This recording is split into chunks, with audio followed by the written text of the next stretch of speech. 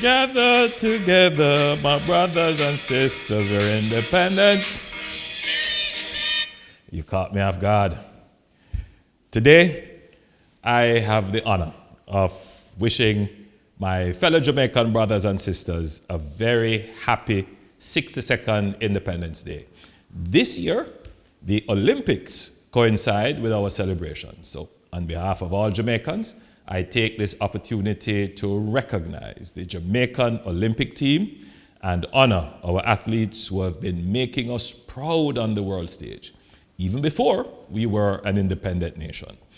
I know our athletes continue the great tradition of giving of their best in competition, making us all proud of their accomplishments draped in our flag.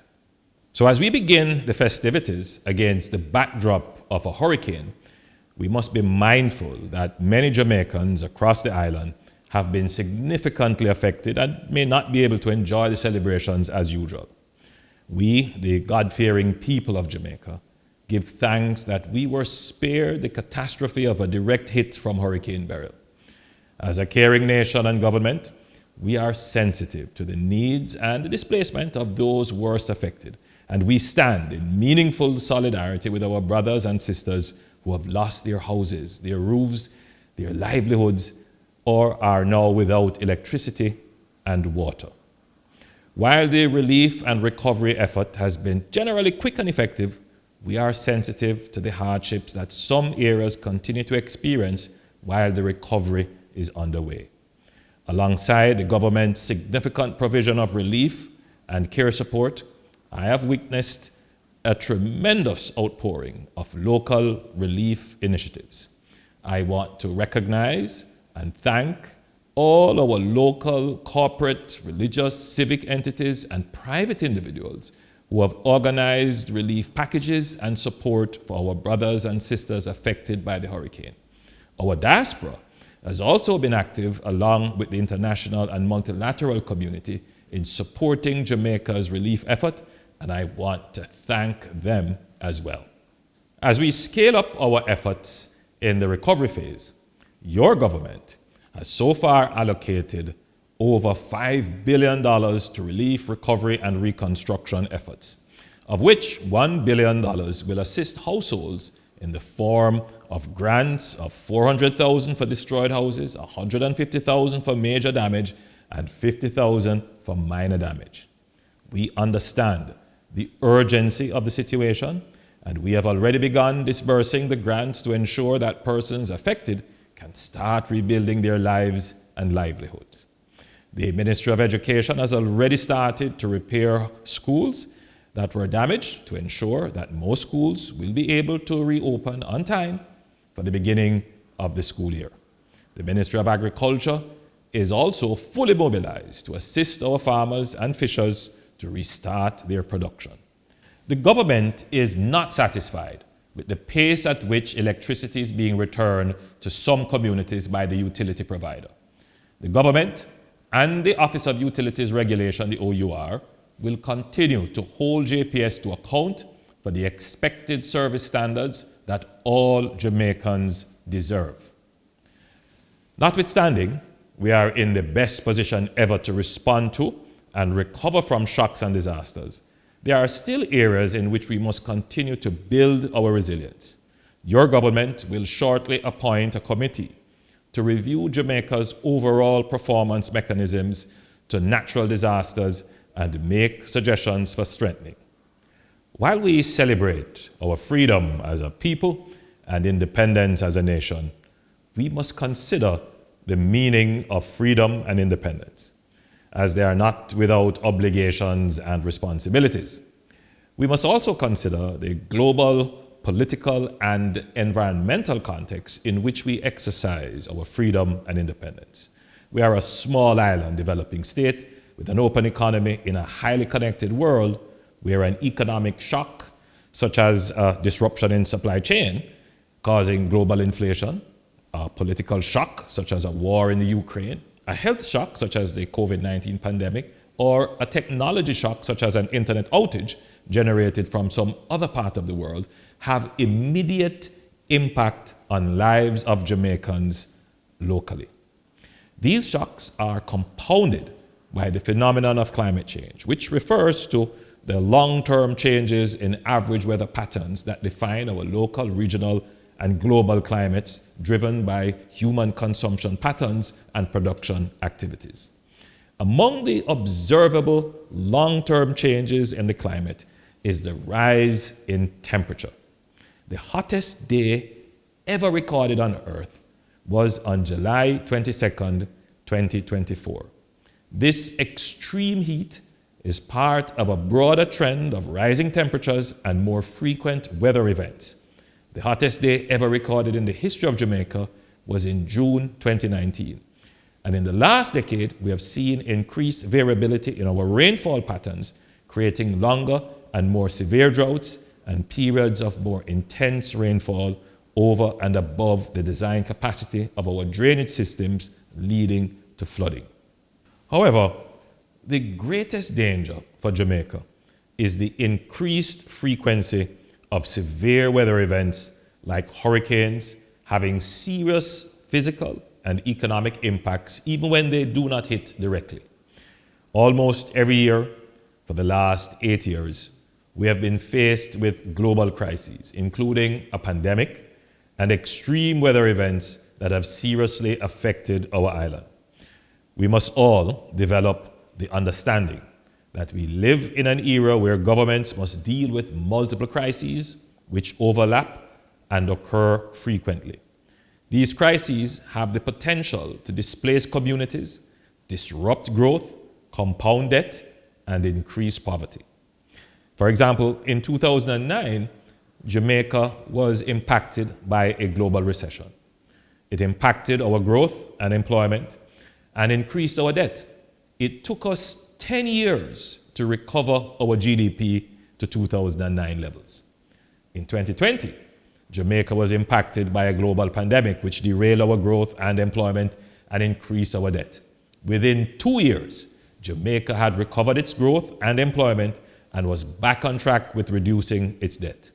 This is not by accident. This is by the deliberate design and hard work of my administration to build resilience in the Jamaican government by restructuring our financial, economic, security, and civil preparedness affairs to be able to withstand shocks, recover faster, and rebuild stronger from crises. We have built a new system of government that is more robust, self-reliant, and strategic. In fact, that is what it means to be independent. The ability to withstand shocks and deal with crises without having to rely or be dependent on the resources of others or be indebted to others. At 62, Jamaica must be able to stand on its own 2 feet and face the challenges and uncertainties of this era of globalized world affairs and changing climate. Some Jamaicans may not see this as important or make the connection between global crises and the local challenges of their daily lives, such as domestic water supply, garbage collection, condition of roads, public transportation, healthcare, and affordable and healthy food. The truth is that in the past, we would have diverted resources and borrowed resources to deal with the impact of external shocks, whether economic shocks, political shocks, or weather-related shocks. We had no reserves and no fiscal buffers. This meant that unplanned external shocks and crises disrupted planned capital expenditure in public goods such as roads in your town, water to your homes, solid waste collection in your community, and facilities in healthcare. Take a moment to consider all the multiple frequent and overlapping crises we have faced in the last 8 years. From multiple frequent and severe weather events, droughts, flooding, hurricanes, which overlapped with health crises such as the dengue outbreaks and the COVID-19 pandemic, which spawned a global inflationary crisis. Jamaica was able to respond swiftly with various social expenditures, such as the CARE program, where 350,000 Jamaicans received grants to cushion the economic fallout of the pandemic, Or consider the provision of subsidy for electricity to cushion inflationary impact of energy supply disruptions globally. And now, the swift deployment of Hurricane Beryl rebuilding grants. However, while doing all of this, we have been able to continue with our capital investment program. We continue to invest in garbage trucks, over 100 purchased so far and more to come, to improve garbage collection in your communities. We recently bought 100 new buses to be deployed in time for back to school to ease transportation woes. The Spark program is underway to begin the process of fixing your community roads. New hospital and healthcare facilities are being constructed as I speak. Almost every month, a new water system is ready for commissioning. We are steadily upgrading the JCF and the JDF with new buildings, technologies, ships, and vehicles to make our country safe. We are building new parks, town centers, and housing schemes to create a better living environment for our people. We cannot rebuild Jamaica in a day, but Jamaica cannot be rebuilt if we do not have a long period of uninterrupted public investment. My administration, your government, has finally solved this problem of disrupted long-term capital investments in public goods, which has left our infrastructure in its current state. It is now time to pivot focus to the next challenge for us as a free people and independent country, which is to address productivity and peace in our country.